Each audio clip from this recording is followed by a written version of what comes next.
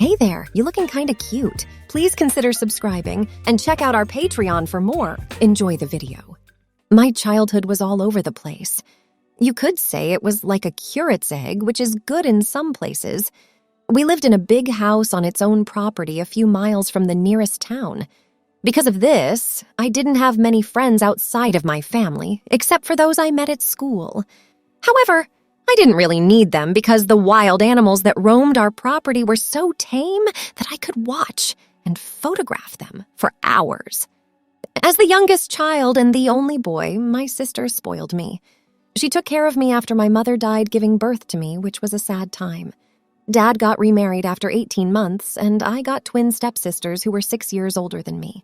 My real sister didn't want to be second fiddle to my dad's fancy bit, so she moved in with an aunt instead. My stepmother, like my dad, was kind, loving, and helpful, but the twins were always picking on me. It wasn't mean, it was just mischief, and when it came down to it, we got along pretty well. I don't remember any of us being disciplined, but I do remember that the twins were once warned of bad things that could happen. My mom had promised me a special party for my birthday. She called it a costume party, and she got me a little soldier costume like the ones used during the War of Independence. I was really looking forward to the toy rifle, boots, and headdress that came with it. Dad was at work at the time, but he said he hoped to be back in time for the party. Mom had a part-time job that added to our income. For this job, she had to visit clients most days, even on weekends. My birthday was on a Sunday during the summer break. My mom said she would be home by 3:45 or 4 at the latest, and she asked my sisters to help me get ready and dressed for the party because the guests were coming at 4:30. She hired people to take care of everything else. My sisters teased and picked on me all day because I was dressed as a soldier boy. They said I was too skinny to be a soldier, but I didn't care.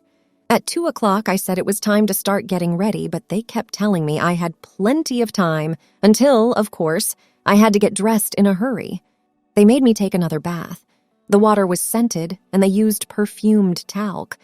I don't know how, even at that young age, they got me to believe that soldiers wore frilly pants. Okay, I had a very sheltered upbringing, so I didn't know any better when they told me that a padded bra was body armor and that a camisole was really a bulletproof vest. As the party got closer, the girls said they couldn't find my soldier's suit and Mom wasn't home to ask. Since the first guests were about to arrive, my loving siblings suggested I wear the bridesmaid dress Sonia had worn. I really did want to dress up, so I didn't have a choice but to say yes. When Mom got home, she smiled lovingly, and the twins stood on either side of her as she looked at my costume. Dad walked in just as Mom was giving them a big hug and telling them how well they had done. He was very angry. My mom said it was my sister's fault, and my dad said he would penalize them if they did it again.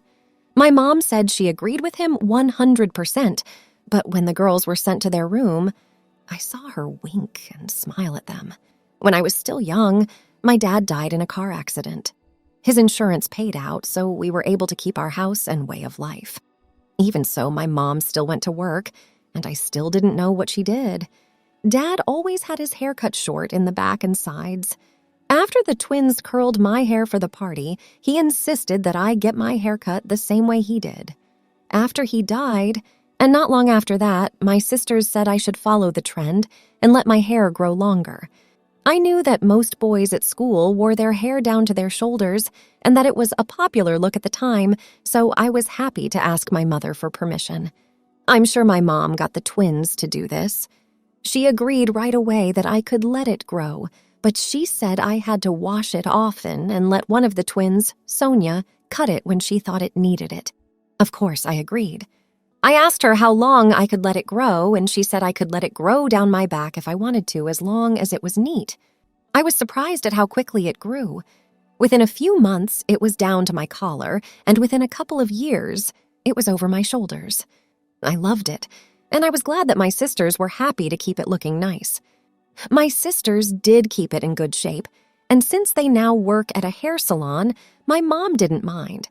They like to wash it 2 or 3 times a week, add conditioner to make it thicker, and sometimes I'd let them put in 1 or 2 rollers to turn the ends under just a little bit. People told me it looked great. After about 18 months, I wore it over my ears, softly waved, and turned under at the bottom. I guess I should have known they were making me look like a girl, but I didn't. Eventually, I had grown a lot and put on some weight, which made me look much healthier. Mom bought us a new house in the state next door, where we were going to move right after a short trip to celebrate my birthday. My relationship with my sisters was better than it had ever been.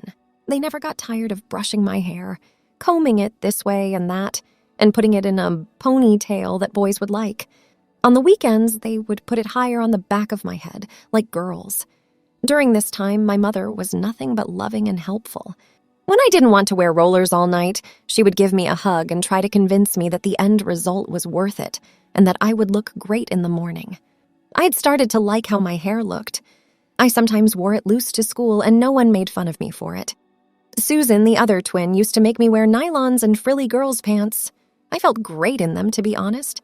On my birthday, my mom said she would take us all out and buy me a new suit, but this time I made sure to keep it in my own closet.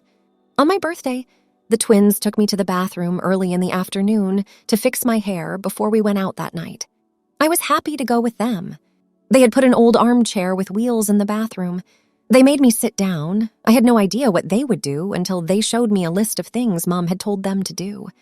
The list was written and signed by Mom. Prepare Wendell for tonight. I know, it's a bad name. Wash, bleach, curl, and style his hair. Paint his fingernails and toenails with clear or pale varnish. She can't be serious. Did my mom know I wanted this? Still, I was very embarrassed. You can put some makeup on his eyes and lips. Dress him in a white shirt, open neck, no tie, and then a suit. He should wear the low-heeled sandals with open toes that are in his closet. I don't have any sandals with open toes, and what do you mean by low heels? I have some you can borrow, Wendy. My name is not Wendy. I've told you that once. It might as well be. Choose whatever jewelry you like, but don't wear too much. We've got a hell of a lot to do in the next 4 hours, haven't we, Sonia? Yes, indeed, Susan. Best get cracking. Come on, Wendy. Things are about to change and how. But don't worry, sweetie. You'll love it when it's done, and Mummy said we had to do it, remember? They put a fold over my eyes and said it was to keep the lotion out, but I could see that they were putting curlers in tightly. They brought in a big dryer, put it on top of my head, and wouldn't let me move until it was done. After a while, they took the small curlers out of the dryer and put a whole bunch of bigger ones in. They put the dryer back on, and I had to sit there while they worked on my nails, hands, and feet. I could tell they were being painted, even though my eyes were still taped shut. When the tape came off, I was almost relieved to see that they had only used a very shiny lilac nail polish, but I still couldn't see what they had done to my hair. I hope you're not going to dress me up as a girl again, I said. Don't worry, we're not going to put girls' clothes on you, but we are going to put a lot of makeup on your face, because Mummy said so, she said. Mom said not too much, I argued. That depends on what you mean by too much, doesn't it, Wendy? They were pulling out my eyebrows, which hurt a lot, and putting what seemed like a lot of makeup on my face and neck. Then they made me flip. Susan took out a tool that looked like a machine, and before I could say anything, she punched 3 holes in each earlobe and put a stud in each one. They told me that was my little surprise. Then they showed me my belly button and put another one there just to be sure. I was wondering how Mom would make that right. As they took off the big rollers and brushed out my hair, I could see that they had bleached it blonde and added a few reddish highlights. Mom wouldn't be able to change that quickly, and when they finally showed me the mirror, I could see that they had given me a hairstyle that most girls my age would die for. Even though I wouldn't have said it, I loved it, but it didn't fit with being a boy. Then they put me in girls' pants and nylons so you could see my painted toes. The stockings were held up by a garter belt. I started to yell at them and was almost in tears when Sonia told me that if I cried and ruined my makeup, she'd put on twice as much and use waterproof face paint if I did. They knew me too well. I could control when I cried, and I knew she meant what she said. As I stood up and looked in the full-length mirror, I could see that they had done a good job so far. I did look like a young lady standing there in my pants, camisole, and waist slip, with my blonde hair curled and almost full makeup. They hadn't done my eyes and lips yet. Then they put me in a shirt with an open neck.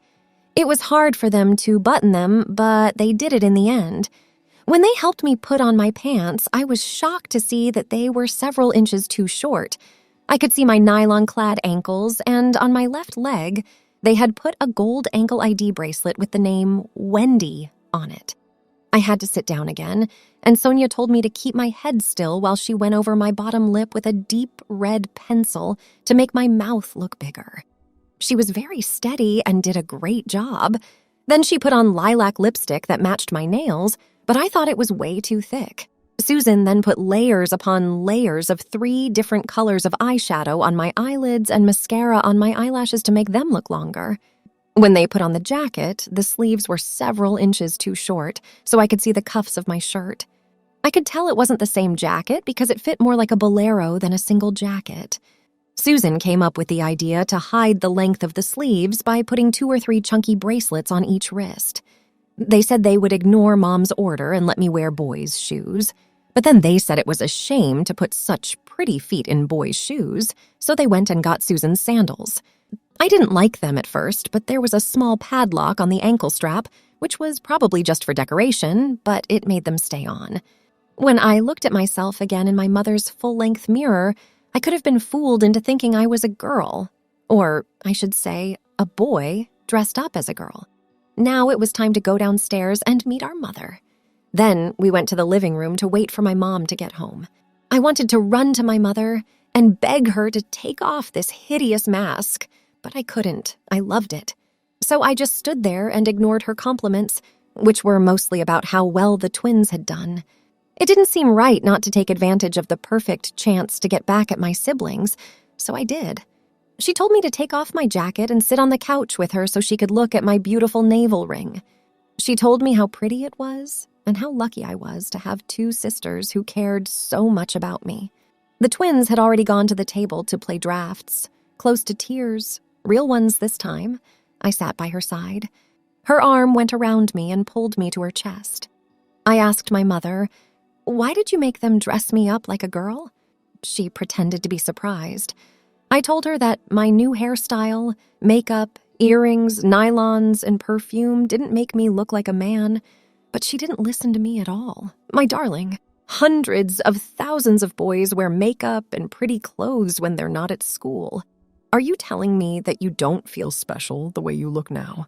Do you really not like wearing just a little bit of makeup? Because I think that with your lovely blonde hair, it makes you look absolutely fabulous. Really, I do. I used my standard argument that I wasn't a girl and that only girls wore makeup. Of course you're not really a girl. We could change later if you really want. But I'll show you on the internet that thousands of boys wear makeup, she said. I told her not to bother. She agreed that I didn't look much like anything in that silly suit and suggested we all go upstairs to figure out what to do. I should have known something was wrong, but I didn't. When we went into my room, she told Sonia to take off my suit and shirt while she went to get a beautiful dress for a girl. Mom said, just to see the difference. So I did it. After putting me in the dress, they all stood there and admired how I looked. She then told Sonia that I needed a brighter red lipstick to bring out the colors in the dress, which she did quickly. We sat on my bed together while she told me that girls had it much better than boys, especially because they could wear whatever they wanted. Take your shoes, for example. You have several pairs that are more or less the same, half brown and half black, and other colors are almost unheard of.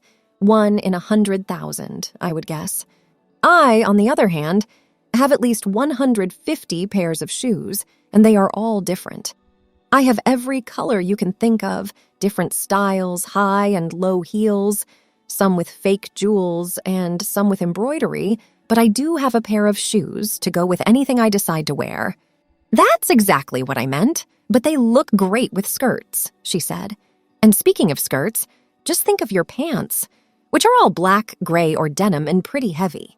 Compare those to my skirts and dresses, and then think about how many I have.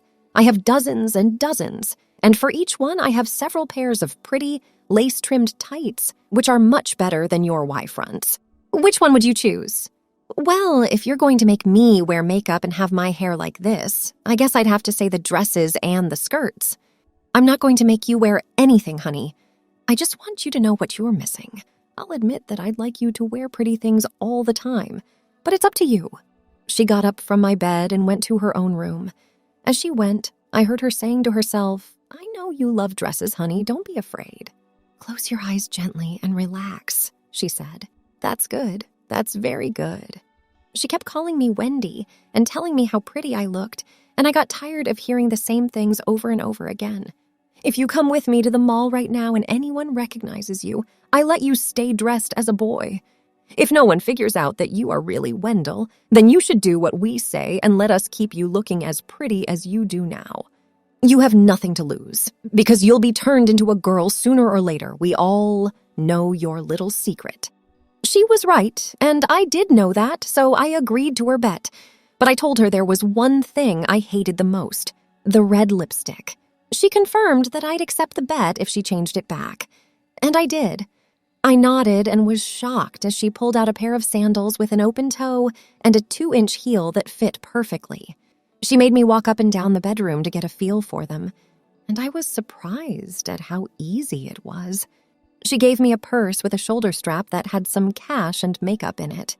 Then we almost ran down the stairs, including me, and I was laughing happily as we went through the front door and jumped into the car. Susan also came, and she kept filming us as we hopped up the meal like two teenagers looking in windows and smiling at the boys. Sonia won her bet. The only time I thought I might have been recognized was when a schoolmate told Sonia I was Wendell's cousin and said how much we looked alike. We went to an ice cream shop where she bought me a treat. When we were done, she told me to touch up my lipstick, so I did it without thinking. So that was it. We went on vacation with me dressed as a girl, and to be honest, I'd never had so much fun before. Mom and the twins made sure of that. I've only worn dresses, skirts, and sometimes slacks or culottes and a lot of makeup for the past 3 years, and I'm happy to keep doing that. After we moved into our new house for the holidays, I went to school as a girl, and I know now that I will always be a girl. Thanks for watching. Be sure to check out Patreon for a lot more content and early access to YouTube videos.